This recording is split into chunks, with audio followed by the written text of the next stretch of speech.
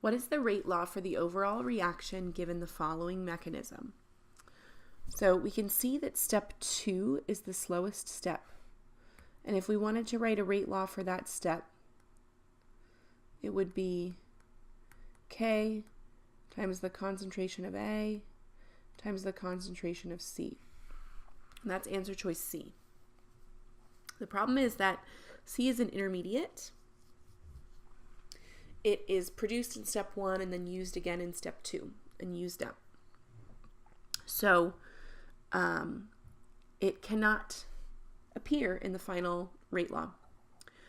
So we have to write C in terms of some other variables. So let's go back to this first step, the fast step, and recall that because it happens so fast, equilibrium is quickly reached, where the rate of the forward reaction is equal to the rate of the reverse reaction.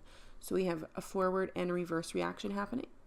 So the forward reaction we would say K1 times concentration of A times concentration of B is equal to the reverse reaction, we would say K minus 1 concentration of C. Okay, so the concentration of C then is K1 over the K for the reverse reaction, K minus 1, times concentration of A times concentration of B. So I'm going to sub that back in right here.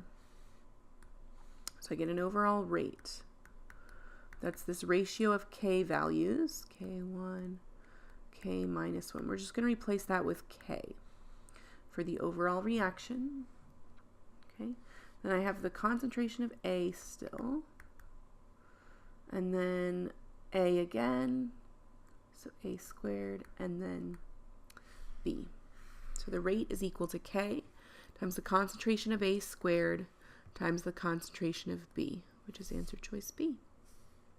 If you want to see it even more. The rate is determined by the slowest step. So there's that first rate law. C is an intermediate and can't be in the rate law. Assuming the first step is a fast equilibrium, the rate of the forward reaction, K forward times concentration of A, concentration of B, is equal to K reverse times concentration of C. And then substitute that back into this original reaction rate equation here. And get the final rate law, K times concentration of A squared times concentration of B.